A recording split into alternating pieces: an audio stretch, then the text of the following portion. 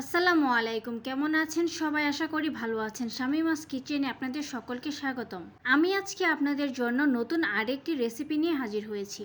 আমার মতো চিংড়ি লাভার কে কে আছেন কমেন্ট সেকশনে অবশ্যই জানাবেন। চিংড়ি এমন একটা জিনিস, এটা দিয়ে যাই রান্না করা হয় না কেন সেটাই খুব মজার হয়। আজকে শেয়ার করতে যাচ্ছি আমি কিভাবে খুব সহজ করে চিংড়ির মালাইকারি রেসিপিটি তৈরি করি সেইটা। আজ পর্যন্ত আমার হাতের এই চিংড়ির মালাইকারি যে খেয়েছে সেই কিন্তু খুব প্রশংসা করেছে। বলতে পারেন এটা আমার হাতের একটা সিগনেচার আইটেম। তবে চলুন দেখে নেওয়া যাক আমি কিভাবে চিংড়ির মালাইকারিটা তৈরি করি। প্রথমে আমি কি করেছি, চুলায় একটা কড়াই বসিয়ে দিয়েছি। কড়াই যখন গরম হয়ে এসেছে তখন এইখানে খুবই অল্প পরিমাণ তেল আমি দিয়েছি।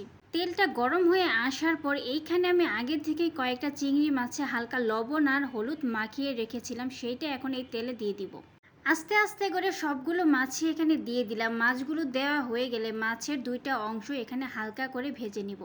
আপনারা যদি চান তাহলে কিন্তু মাছের খোসাটা এখানে ছাড়িয়েও দিতে পারেন, বাট আমার পার্সোনালি এই খোসাটা খুব পছন্দ। মাছগুলো কিন্তু আমার হালকা ভাজা হয়ে গেছে। এখন এই সবগুলো মাছকে এখান থেকে আমি উঠিয়ে নিব। মাছগুলোকে কিন্তু বেশি ভাজতে যাবেন না, মাছগুলো যখন হালকা উপরে কালারটা চলে আসবে তখনই কিন্তু এখান থেকে নামিয়ে নিতে হবে।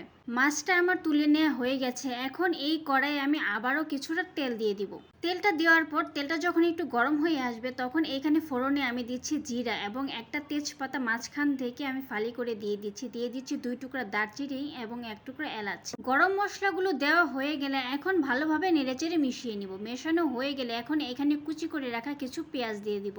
এখন এই পেঁয়াজগুলোকে আমি ভালোভাবে নেড়েচেড়ে হালকা ব্রাউন কালার করে ভেজে নিব। 3 থেকে 4 মিনিট ভেজে নেওয়ার পর পেঁয়াজগুলো কিন্তু আমার হালকা ব্রাউন কালার হয়ে এসেছে। আমি আগে থেকে একটা মশলার পেস্ট তৈরি করে রেখেছিলাম, এখন এইটা এখানে অ্যাড করে দিব।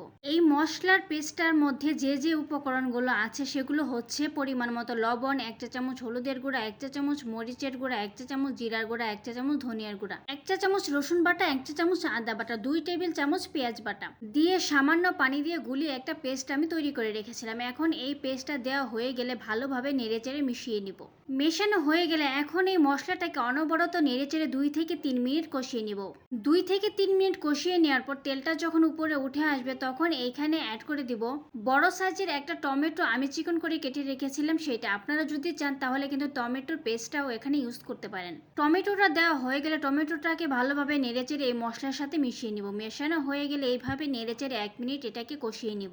1 মিনিট কষানোর পর এখন এখানে পরিমাণ মতো পানি অ্যাড করে দিচ্ছি আরও ভালোভাবে কষানোর জন্য। পানি দেওয়ার পর ভালোভাবে নেড়েচেড়ে মিশিয়ে নিব। এখন ঢাকনা দিয়ে ঢেকে রান্না করে নিব যতক্ষণ না পর্যন্ত পানিটা শুকিয়ে টমেটোটা সেদ্ধ হয়ে আসছে।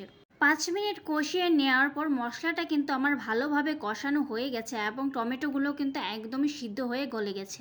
এখন আবারও এই মশলাটাকে ভালোভাবে নেড়েচেড়ে মিশিয়ে নিব। মেশানো হয়ে গেলে এখন এখানে আগে থেকে ভেজে রাখা চিংড়ি মাছগুলো দিয়ে দিব। চিংড়ি মাছটা দেওয়া হয়ে গেলে এগুলোকে খুব আলতোভাবে নেড়েচেড়ে মিশিয়ে দিতে হবে। মেশানো হয়ে গেলে এখন এইখানে অ্যাড করে দেব এই রান্নার মোস্ট ইম্পর্টেন্ট ইনগ্রেডিয়েন্টসটা। এই রান্নার 2টা ইম্পর্টেন্ট জিনিস আছে, সেটার মধ্যে এইটা একটা।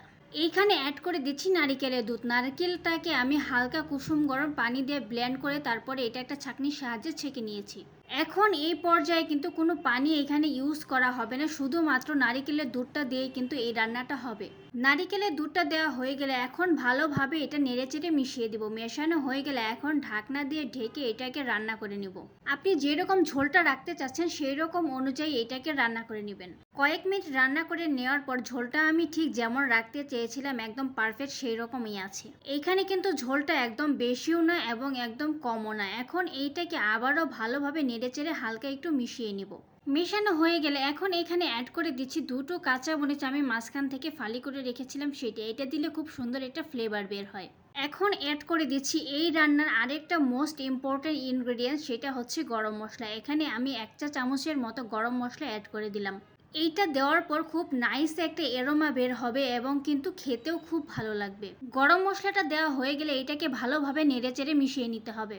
এখন এইভাবে চুলাতে আমি 1 মিনিট রান্না করে নিব। 1 মিনিট রান্না করা হয়ে গেছে। এখন এইটাকে নামিয়ে একদম টেবিলে গরম গরম সার্ভ করে দিব। তৈরি হয়ে গেল গরম গরম মজাদার চিংড়ি মাছের মালাইকারি রেসিপি। ঘরে থাকা খুবই অল্প উপকরণেই কিন্তু আমি এই রেসিপিটা করে থাকি। এইটা গরম ভাত বা পোলাও দুইটার সাথেই কিন্তু খেতে অসম্ভব মজা লাগে।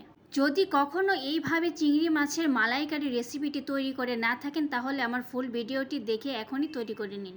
ভিডিওটি সম্পূর্ণ দেখার জন্য ধন্যবাদ। ভিডিওটি যদি ভালো লেগে থাকে লাইক কমেন্ট শেয়ার দিয়ে পাশে থাকবেন। নতুন নতুন ভিডিও সবার আগে পেতে ফেসবুক পেজটি ফলো দিয়ে রাখেন। যদি ইউটিউব চ্যানেল থেকে দেখে থাকেন তাহলে চ্যানেলটি সাবস্ক্রাইব করে পাশে থাকা বেল আইকনটি অন করে দিন। ধন্যবাদ।